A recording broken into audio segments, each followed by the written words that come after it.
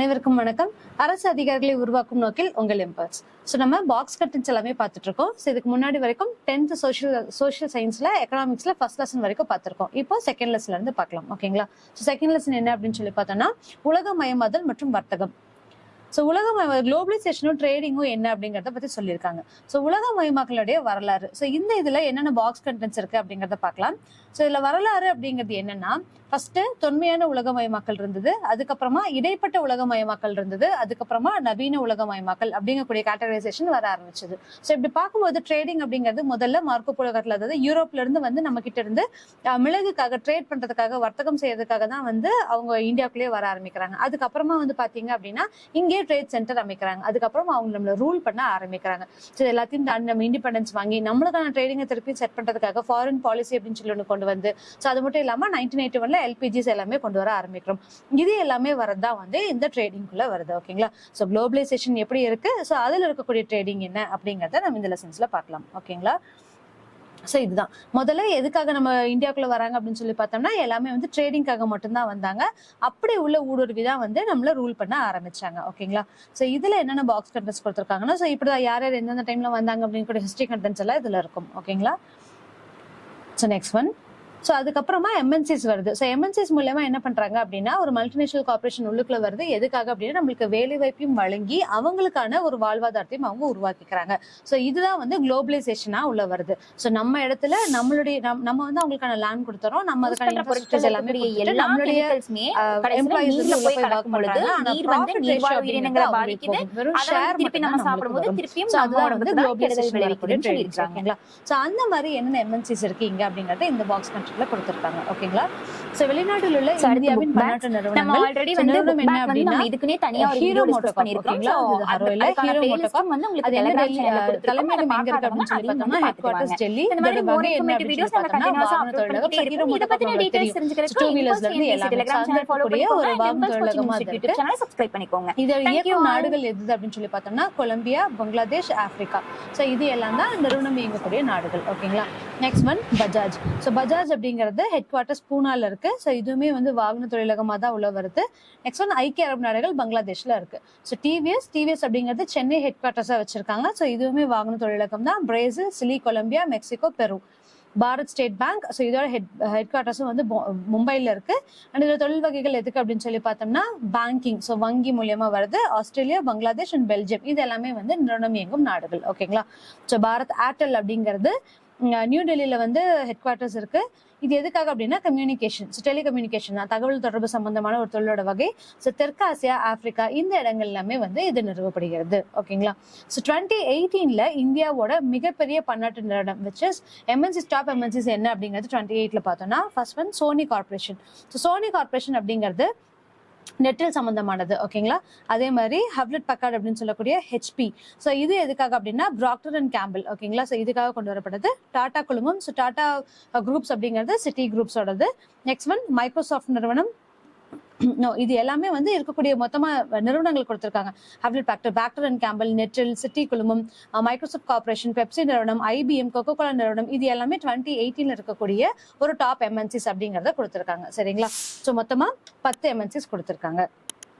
So இதுக்கு சம்பந்தமானது என்னென்ன எப்படி எல்லாம் வந்து இவங்களோட எம்என்சிஸ் மூலியமா நம்மளுக்கு வேலை வாய்ப்புகள் கொடுக்கறதா இருக்கட்டும், அவங்களோட நிறுவனங்கள் அமைக்கிறதா இருக்கட்டும், ஸோ அதை பத்தி எல்லாம் இதுல கொடுத்திருக்காங்க. ஓகேங்களா? ஸோ WTO நம்மளோட ட்ரேட் ஆர்கனைசேஷன். ஓகேங்களா? ஸோ இதுல என்னென்ன கொடுத்திருக்காங்க அப்படின்னா ஃபர்ஸ்ட் ஒன் காட் பத்தி கொடுத்திருக்காங்க. இந்த பாக்ஸ்ல காட்டோட சுற்றுகள், ஸோ எத்தனை சுற்றுகள் இங்க வந்து நடந்திருக்கு, ஸோ காட்காக என்னென்னலாம் அமைப்புகள் ஏற்படுத்தி எங்கெங்கெல்லாம் அதோடைய கூட்டங்கள் அமைச்சாங்க அப்படிங்கறத நமக்கு சொல்றோம், கான்ஃபரன்ஸ் அமைச்சாங்க அப்படிங்கறத பார்க்கலாம். ஸோ ஃபர்ஸ்ட் வந்து ஜெனீவால முதலாவது சுற்று எங்க நடந்துச்சு அப்படின்னா Geneva, Switzerland 1947. Second Annecy, France 1949. Third வந்து டாகுவே, இங்கிலாந்துல 1950-51. 4, 5 and 6 வந்து அகைன் ஜெனீவால, சுவிட்சர்லாந்து நடந்திருக்கு. எப்போ அப்படின்னு சொல்லி பார்த்தோம்னா 1956, 1960-61, 1964-67 இந்த பீரியட்ல. நெக்ஸ்ட் ஒன் 7th வந்து டோக்கியோல நடந்திருக்கு, ஜப்பான்ல 1973-79.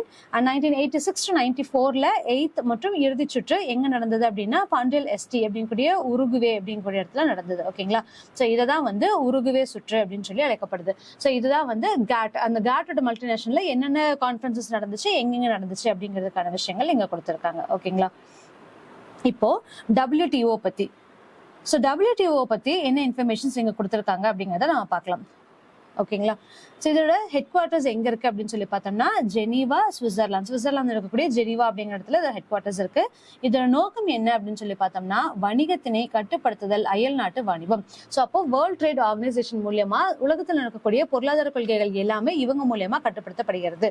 அப்படி இருக்கும்போது ட்ரேட்ஸை கட்டுப்படுத்துறதா இருக்கட்டும், இன்னொன்னு நம்ம ஃபாரின்லோட ட்ரேட்ஸ் எடுக்கிறதா இருக்கட்டும், இது ரெண்டுமே வந்து இவங்களை வந்து கண்ட்ரோல் பண்றதுக்காக ஒரு ஆர்கனைசேஷன் வச்சிருக்கோம். ஓகேங்களா. உறுப்பினர்கள் யாரா இருப்பாங்க அப்படின்னு சொல்லி பார்த்தோம்னா தலைமை இயக்குனர், துணை தலைமை இயக்குனர், அதுல வந்து ஒரு 4 பேர் இருக்காங்க, மற்றும் 8 உறுப்பு நாடுகளில இருந்து தேர்ந்தெடுக்கப்பட்ட 600 அலுவலக ஊழியர்கள். இவங்க எல்லாம் தான் வந்து WTOல ஒர்க் பண்ணக்கூடியது. ஸோ நம்மளுக்கு இதுல என்ன தேவை அப்படின்னு சொல்லி பார்த்தோம்னா WTOட ஹெட் குவார்ட்டர்ஸ் எங்க இருக்கு? சுவிட்சர்லாந்து இருக்கக்கூடிய ஜெனீவா. ஓகேங்களா. ஸோ இது வந்து ஒரு இம்பார்ட்டன்ட் கொஸ்டின். ஸோ காட்னா என்ன அப்படிங்கிறதுல இதுல கொடுத்துருக்காங்க. ஸோ இதுல என்னென்ன உறுப்பு நாடுகள் இருக்கு, அதோட விதிமுறைகள் எல்லாமே கொடுத்துருப்பாங்க. ஓகேங்களா. ஸோ அடுத்தது இதோட இந்த லெசனோட பாக்ஸ் கண்டென்ட் முடிஞ்சது. ஓகேங்களா. So next one third lesson நம்ம பார்க்கலாம். தேர்ட் லெசன் என்ன அப்படின்னு சொல்லி பார்த்தோம்னா உணவு பாதுகாப்பு மற்றும் ஊட்டச்சத்து. ஸோ உணவு பாதுகாப்பு அப்படிங்கிறது FCI மூலியமா கொண்டு வரப்பட்டிருக்கும். ஓகேங்களா. ஸோ நம்ம கிட்ட இருக்கக்கூடிய உபரி பொருட்கள் எல்லாமே FCIs மூலியமா வந்து, அதாவது ஃபுட் கார்பரேஷன்ஸ் ஆஃப் இந்தியா அவங்க மூலியமா அதை நம்ம வாங்கி ப்ரிசர்வ் பண்ணி வச்சு எப்போ மக்களுக்கு தேவையோ அப்ப நம்ம அதை கொடுக்கறது. இன்னொரு இன்சைஸ் என்ன சொல்லுவோம் அப்படின்னா பஞ்சம் வரும்போது நம்ம அதை யூட்டிலைஸ் பண்ணிக்கிற மாதிரி இருக்கும். ஸோ அதை வச்சுதான் வந்து நம்ம பஞ்சம் வந்ததுக்கு அப்புறம் தான் நம்ம இப்படி ஒரு குழுவே வந்து நம்மளுக்கு அமைச்சிட்டு இதுக்காக சொல்லி ஒரு குடோன் வைக்கணும். ஸோ அந்த குடோன்ல நம்மளுக்கு உபரியா இருக்கக்கூடிய பொருட்கள் எல்லாத்தையும் வாங்கி வைக்கணும் அப்படிங்கக்கூடிய ஒரு முறை கொண்டு வந்தாங்க. ஸோ இதுதான் வந்து PDS மூலியமாவும், அதாவது பப்ளிக் டிஸ்ட்ரிபியூஷன் சிஸ்டம், இது மூலியமாவுமே வந்து பொது விநியோக குழுக்கள் மூலியமா மக்களுக்கு கொடுக்க ஆரம்பிச்சாங்க. ஓகேங்களா. ஸோ இந்த லெசன்ல என்னென்ன 1 மார்க்ஸ் இருக்கு அப்படிங்கறத பார்க்கலாம். சாரி, பாக்ஸ் கொஸ்டின்ஸ் இருக்கு அப்படிங்கறத பார்க்கலாம். ஸோ இந்திய உணவு கழகம், FCI, food corporations of India. So இந்த பாக்ஸ்ல என்ன கொடுத்துருக்காங்க அப்படின்னா குறைந்தபட்ச ஆதரவு விலை, அதாவது மினிமம் சப்போர்ட் பிரைஸ். ஸோ இந்த மினிமம் சப்போர்ட் பிரைஸ் அப்படிங்கிறது என்னன்னு சொல்லி பார்த்தோம்னா இப்போ விவசாயிகள் கிட்ட இருந்து நம்மளுக்கு வேணுங்கக்கூடிய பொருட்களை வாங்குறோம். அந்த பொருட்களுக்கு அவங்களுக்கு ஒரு விலை கொடுக்கணும். இப்போ ஃபார் எக்ஸாம்பிள் இப்போ திடீர்னு ஃபிளட் வந்துருச்சு, இல்லை வேற ஏதாவது ஒரு அசம்பாவிதங்கள் நடந்துருச்சு அப்படின்னா அந்த ஃபுட்ஸை வந்து அவங்களால ப்ராப்பரா வெளியே போய் சேல் பண்ண முடியாது. ஏன் அப்படின்னா அது ஃபுல்லா பாழாயிரும். அப்படி இருக்கும்போது அவங்க அதுக்காக இன்வெஸ்ட் பண்ண அமௌண்டா இருக்கட்டும், இல்லை பயிர்றதா இருக்கட்டும், எல்லாமே வந்து அவங்களுக்கு அது இழப்பு ஏற்படும். ஸோ இதை வந்து குறைக்கணும் அப்படிங்கிறதுக்காக இந்த MSP அப்படிங்கறத கொண்டு வர ஆரம்பிச்சாங்க. சரி, எதுக்காக அப்படின்னா இந்த பாக்ஸ்ல பார்க்கலாம். குறைந்தபட்ச ஆதரவு விலை அப்படிங்கிறது அந்த பயிரின் சாகுபடியில் பல்வேறு செலவுகளை கருத்தில் கொண்டு ஒரு குறிப்பிட்ட பயிருக்கு ஒரு விலை நிபுணர் குழுவால் நிர்ணயிக்கப்படுகிறது. அப்போ அரிசி அப்படின்னா எனக்கு இத்தனை ரூபாய்க்கு நான் வாங்குறேன் அப்படின்னு சொல்லிட்டு ஆல்ரெடி ஒரு MSP செட் பண்ணி வச்சிருவோம். இப்போ மார்க்கெட் பிரைஸ்ல போய் அவங்க அதை சேல் பண்ணி அவங்க ப்ராஃபிட் எடுக்கிறாங்க அப்படின்னா அதுக்கான ப்ராஃபிட் எடுத்துக்கலாம். இல்ல அவங்களுக்கு அதுக்கு மேல ப்ராஃபிட் கிடையாது, அவங்க குறிச்ச விலையில இருந்து கம்மியா கிடைக்குது அப்படிங்கிற பட்சத்துல ஆல்ரெடி இவங்களுக்கு என்ன MSP செட் பண்ணி வச்சிருந்தோமோ அந்த அமௌண்ட் வந்து அவங்களுக்கு கொடுக்குற மாதிரி இருக்கும். ஓகேங்களா. ஸோ அதான் இங்க சொல்லியிருக்காங்க. குறைந்தபட்ச ஆதரவு விலை அறிவித்த பின்னர் இந்த பயிர்கள் பரவலாக பயிரிடப்படும் இடங்களில் அரசு கொள்முதல் மையங்களை திறக்கும். ஸோ இந்த இடத்துல என்ன பண்ணுது அப்படின்னா இவங்களுக்காகன்னு சொல்லிட்டு சில மையங்களோட சென்டர்ஸ் வந்து அவங்க ஓபன் பண்ணி வைப்பாங்க. எனினும் அந்த விவசாயிகள் தங்கள் பயிர் விளைபொருளுக்கு நல்ல விலையை பெற்றால் திறந்த வெளி சந்தையில் விற்க இயலும். இதுதான் ஃபர்ஸ்ட் திங். ஸோ அவங்களுக்கு மார்க்கெட் பிரைஸ் வந்து அதிகமா கிடைக்குதுங்கிற பட்சத்துல அவங்க போய் ஓப்பன் மார்க்கெட்ல அவங்களால சேல் பண்ண முடியும். மறுபுறம் திறந்த வெளி சந்தையில் விலை குறைந்தபட்ச ஆதரவு விலையை விட குறைவாக இருந்துச்சு அப்படின்னா விவசாயிகள் தங்கள் விளைபொருள்களை குறைந்தபட்ச ஆதரவு விலைக்கு விற்பதன் மூலமாக உறுதிப்படுத்தப்பட்ட விலையை பெறுவார்கள். ஸோ அவங்க மார்க்கெட் பிரைஸ் விட அவங்களுக்கு கம்மியா கிடைக்கிற பட்சத்துல கவர்மெண்ட் அவங்களுக்கு ஆல்ரெடி என்ன பிக்ஸ் பண்ணி வச்சிருந்தாங்களோ அந்த அமௌண்ட்டை கொடுத்துருவாங்கன்னு சொல்றாங்க. ஸோ இதுதான் வந்து என்ன அப்படின்னு சொல்லி பார்த்தோம்னா MSP, மினிமம் சப்போர்ட் பிரைஸ் அப்படின்னு சொல்லுவாங்க. ஓகேங்களா. ஸோ தமிழ்நாட்டில் தேசிய உணவு பாதுகாப்பு சட்டம். ஸோ தமிழ்நாட்டில் எப்போ கொண்டு வந்தாங்க அப்படின்னா இந்தியாவில் தேசிய உணவு பாதுகாப்பு சட்டம் துவங்கி 3 ஆண்டுகளுக்கு பின்னர். ஓகேங்களா. இந்த சட்டம் தமிழ்நாட்டில் நவம்பர் 1, 2016 அன்று கொண்டு வரப்பட்டது. அப்போ 2013ல உணவு பாதுகாப்பு சட்டம் கொண்டு வரப்பட்டுச்சு. ஸோ தமிழ்நாட்டில் வந்து பார்த்தோம் அப்படின்னா 2016ல கொண்டு வரப்பட்டாங்க. ஸோ எப்போ அப்படின்னா நவம்பர் 1, 2016ல. நெக்ஸ்ட் வந்து சேமிப்பு கிடங்கு. ஸோ முதல்ல நான் சொல்லியிருந்தேன் இல்லைங்களா. ஸோ சேமிப்பு கிடங்கு அப்படிங்கிறது ஒரு பஃபர் ஸ்டாக், அதாவது மிச்சமா இருக்கக்கூடிய உபரி பொருட்கள் எல்லாத்தையுமே நம்ம சேர்த்து வச்சு திரும்ப அதை ரொட்டேட் பண்ணிக்கிட்டே இருப்போம். ஸோ இது எதுக்காக அப்படின்னா நம்மளுக்கு ஏதாவது ஒரு பிரச்சனை, ஒரு பஞ்சம், ஒரு ஃபிமைன் வருது அப்படிங்கிற பட்சத்துல நம்ம கிட்ட சேமிப்பு கிடங்குல இருக்கக்கூடிய பொருட்களை நம்ம கொடுக்க முடியும். ஸோ அதான் இங்க கொடுத்திருக்காங்க. உபரி உற்பத்தி இருக்கும் மாநிலங்களில் விவசாயிகளிடமிருந்து கோதுமை மற்றும் அரிசியை இந்திய உணவு கழகத்தின் மூலம் வாங்குகிறது. விவசாயிகளுக்கு அவர்களுடைய பயிர்களுக்கு முன்பே அறிவிக்கப்பட்ட விலை வழங்கப்படுகிறது. இந்த விலை குறைந்தபட்ச ஆதரவு விலை என்று அழைக்கப்படுகிறது. ஸோ மேல நம்ம பார்த்தோம், அதே தான் இங்கேயும் கொடுத்திருக்காங்க. இந்த பயிர்களுடைய உற்பத்தியை உயர்த்துவதற்காக விவசாயிகளுக்கு ஊக்கத்தொகை வழங்குவதற்கு விதைப்பு பருவத்திற்கு முன்னர் ஒவ்வொரு ஆண்டும் குறைந்தபட்ச ஆதரவு விலை அரசாங்கத்தால் அறிவிக்கப்படுகிறது. கொள்முதல் செய்யப்பட்ட உணவு தானியங்கள் கிடங்குகள் சேமிக்கப்படுகின்றன. ஸோ இது ஒண்ணுதான் அதுல இருக்கக்கூடிய கண்டென்ட். ஓகேங்களா. ஸோ நெக்ஸ்ட் பாக்ஸ் என்ன கொடுத்துருக்காங்கன்னு பார்க்கலாம். வாங்கும் சக்தி சமநிலை, அதாவது பர்ச்சேசிங் பவர் பாரிட்டி. ஸோ இது எதுக்காக அப்படின்னு சொல்லி பார்த்தோம்னா, நம்ம கிட்ட இருக்கக்கூடிய இப்போ நம்மளுடைய இன்கமா இருக்கட்டும், இல்ல ஜிடிபி வைஸா இருக்கட்டும், இல்ல தனிநபர் வருமானமா இருக்கட்டும், ஸோ இது வந்து வெளிநாடுகள்ல இருந்து நம்ம ட்ரேட் பண்ணக்கூடிய ஒரு வாங்கும் சக்தியை ஒரு சமநிலைப்படுத்தக்கூடிய ஒரு விஷயமா இருக்கு. ஸோ அதுதான் வந்து பார்த்தோம் அப்படின்னா பர்ச்சேசிங் பவர் பாரிட்டி. ஸோ என்ன சொல்றாங்க அப்படின்னா, வாங்கும் சக்தி தொடர்பான ஒரு கருத்து. ஃபார் எக்ஸாம்பிள், என்கிட்ட வந்து நான் ஜிடிபி என்னோட அமௌண்ட்டே வந்து ஒரு 1000 ரூபாய் தான் இருக்குன்னு வச்சுக்கோங்களேன், என்னால 10,000 ரூபாய்க்கு இருக்கக்கூடிய பொருள் வாங்க முடியாது. ஸோ இதை தான் வந்து சமநிலைப்படுத்துறதுக்கான ஒரு விஷயமா இதுல சொல்லியிருக்காங்க. என்ன சொல்றாங்க அப்படின்னா, இது வந்து ஒரு பொருளாதார கோட்பாடு அப்படின்னு சொல்லியிருக்காங்க. ஒரு பொருளின் விலையுடன் சரி செய்யப்பட வேண்டிய தொகையை மதிப்பிடுகிறது. அப்போ எதை வந்து நம்ம வாங்க போறோமோ அதோட பிரைஸுக்கான ஈக்குவல் பிரைஸை நம்ம கொடுக்க போறோம். ஓகேங்களா. நாடுகளுடைய வருமான நிலைகள் மற்றும் வாழ்க்கை செலவு தொடர்பான பிற தொடர்புடைய பொருளாதார தரவு அல்லது பணவீக்கம் மற்றும் பணவாட்டத்தினுடைய சாத்தியமான விகிதங்களை ஒப்பிடுவதற்கு வாங்கும் சக்தி சமநிலையை பயன்படுத்தலாம். இப்ப இது எதுக்காக அப்படின்னா, இப்போ ஃபார் எக்ஸாம்பிள் அமெரிக்கால தான் வந்து இருக்கிறதுலே அதிகமான தனிநபர் வருமானமா இருக்கட்டும், இல்ல ஜிடிபிஸ் அவங்களுக்கு இன்க்ரீஸ் ஆகுது. அப்படி இருக்கும்போது அவங்கனால ஒரு பொருளை என்ன காஸ்ட்டுக்கு வேணாலும் வாங்க முடியும். அதே அட் த சேம் டைம் இந்தியால வந்து பார்த்தோம் அப்படின்னா, இவங்களை கம்பேர் பண்ணும்போது நம்மளுக்கு இங்க கம்மியா இருக்கு. ஸோ இப்படி இருக்கக்கூடிய கட்டத்துல அவங்க சொல்லக்கூடிய விலையை நம்மளால வாங்க முடியாது. அப்போ நம்ம நாட்டுல இருக்கக்கூடிய பண வீக்கம் என்ன, பண வாட்டம் என்ன, இதை வச்சு இந்த வாங்கும் விலையை வந்து நம்ம சமநிலைப்படுத்துறோம். இதுதான் பர்ச்சேசிங் பவர் பாரிட்டி. ஓகேங்களா. ஸோ இப்படி சமீபத்தில் வாங்கும் சக்தி சமநிலையினுடைய அடிப்படையில இந்தியா வந்து இப்ப 3வது பெரிய பொருளாதாரமாக மாறி இருக்குன்னு சொல்லலாம். ஸோ எப்பவுமே சீனா தான் வந்து மிகப்பெரிய பொருளாதாரமாக மாறி இருக்கு. ஸோ ஃபர்ஸ்ட் அமெரிக்கால இருந்து இப்ப சீனா முன்னாடி வந்துருச்சு அப்படிங்கறத சொல்லியிருக்காங்க. ஸோ சீனா மிகப்பெரிய பொருளாதாரமாக மாறி அமெரிக்காவை 2ஆம் இடத்திற்கு தள்ளியுள்ளது. ஓகேங்களா. ஸோ இதுதான் வந்து பார்த்தோம் அப்படின்னா பர்ச்சேஸ் பவர் பாரிட்டி. ஸோ நெக்ஸ்ட் என்ன பாக்ஸ் கொடுத்துருக்காங்கன்னு பார்க்கலாம். ஸோ வறுமையோட 3 பரிமாணங்கள், இதுவுமே ரொம்ப ரொம்ப இம்பார்ட்டன்ட். ஸோ ரொம்ப இம்பார்ட்டண்டா வறுமையில் இருக்கக்கூடிய இண்டிகேட்டர்ஸ், பாவர்ட்டி இண்டிகேட்டர்ஸ் அப்படிங்கறத நிச்சயமா கேட்பாங்க. அதாவது 3 பரிமாணங்கள் என்ன, அதோட இண்டிகேட்டர்ஸ் என்ன. ஸோ 10 குறியீடுகள் இருக்கு, 3 பரிணாமங்கள் இருக்கு. என்னென்ன பரிணாமங்கள் அப்படின்னு சொல்லி பார்த்தோம்னா, சுகாதாரம், கல்வி, வாழ்க்கை தரம் அப்படிங்கக்கூடிய 3 பரிமாணங்கள். சில குறியீடுகள் என்ன, சுகாதாரத்துல ஊட்டச்சத்து மற்றும் குழந்தை இறப்பு இருக்கு. கல்வியில பள்ளியில் கல்வி கற்றல் மற்றும் பள்ளி வருகை, இது ரெண்டுமே கல்வி சம்பந்தமா இருக்கு. வாழ்க்கை தரம் அப்படின்னு பார்க்கும்போது சமையல் எரிபொருள், துப்புரவு, நீர், மின்சாரம், தரை, சொத்துக்கள், இது எல்லாமே வருது.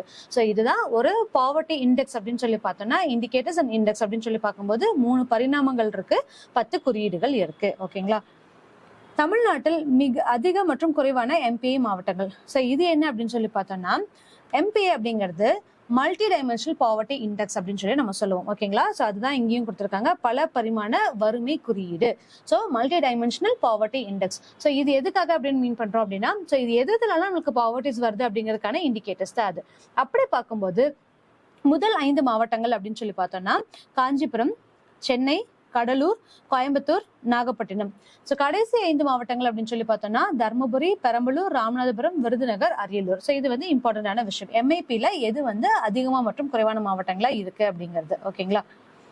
ஸோ இதெல்லாமே தமிழ்நாட்டில் செயல்படுத்தக்கூடிய முக்கிய திட்டங்கள். என்னென்ன திட்டங்கள் செயல்படுத்துறோம், இதில் இருக்கக்கூடிய ஊட்டச்சத்து திட்டங்கள் என்ன அப்படிங்கிறத பார்க்கலாம். ஸோ செயல்படக்கூடிய முக்கியமான திட்டங்கள், first one doctor Muthulakshmi Reddy மகப்பேறு நலத்திட்டம். ஸோ இது எதுக்காக அப்படின்னா, மெட்டர்னிட்டிக்காக 12,000 நிதியுதவி வழங்கப்படுகிறது கர்ப்பிணி பெண்களுக்காக. அடுத்தது முதலமைச்சரோட விரிவான சுகாதார காப்பீடு திட்டம். ஸோ இது எதுக்காக அப்படின்னு சொல்லி பார்த்தோம்னா, அவங்களுக்கான உடல்நலத்தை வழங்கக்கூடிய ஒரு விஷயம். அவ்வளவுதான். சுகாதார காப்பீடு அப்படின்னு சொல்லிட்டோம்னாலே அவங்களுக்கான காப்பீடுகள் கொடுக்கப்படுது. ஸோ இலவச மருத்துவம் மற்றும் அறுவை சிகிச்சை வழங்குறது, அவங்களுடைய அனைவருக்கும் உடல் நலம் வழங்கும் நோக்கத்தில் அரசாங்கம் வந்து இதை ப்ரொவைட் பண்றாங்க. நெக்ஸ்ட் ஒன், தமிழ்நாடு சுகாதார அமைப்பு திட்டங்கள், தமிழ்நாடு ஹெல்த் சிஸ்டம் ப்ராஜெக்ட்ஸ். இது எதுக்காக அப்படின்னா, இலவசமா ஆம்புலன்ஸ் சேவைகளை அறிமுகப்படுத்துது.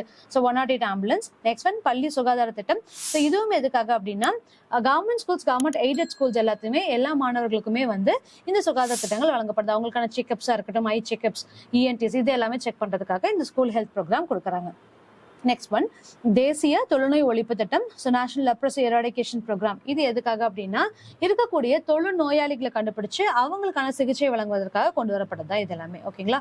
ஸோ இந்த 5 ஸ்கீம்ஸும் ரொம்ப ரொம்ப இம்பார்ட்டன்டான ஸ்கீம்ஸ். தமிழ்நாட்டில் கொடுக்கக்கூடிய முக்கியமான திட்டங்கள் என்ன அப்படிங்கிற சார்ந்து இது வரும்.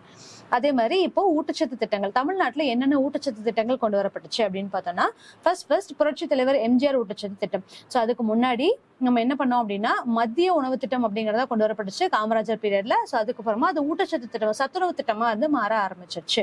ஸோ புரட்சி தலைவர் எம்ஜிஆர் ஊட்டச்சத்து உணவு திட்டம், அதுக்கப்புறமா ஆரம்ப கல்விக்கு தேசிய ஊட்டச்சத்து ஆதரவு திட்டம், பொது ICDS திட்டங்கள் மற்றும் உலக அளவில் உதவியுடன் ஒருங்கிணைந்த குழந்தை மேம்பாட்டு சேவைகள், அதாவது ஜெனரல் ICDS. இது எதுக்காக அப்படின்னு சொல்லி பார்த்தோம்னா இன்டகிரேட்டட் சைல்ட் டெவலப்மெண்ட் ஸ்கீம் அப்படிங்கறத ICDS அப்படின்னு சொல்லி சொல்லுவோம்.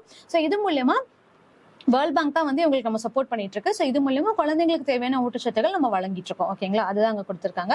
நெக்ஸ்ட் ஒன் பிரதம மந்திரி கிராமோதய யோஜனா திட்டம். ஸோ இது வந்து கிராமங்களுக்கு இருக்கக்கூடிய மக்களுக்கான உணவு திட்டங்கள், உதவி திட்டங்கள்.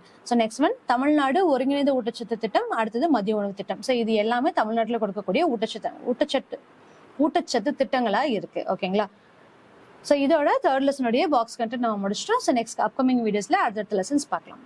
Thank you.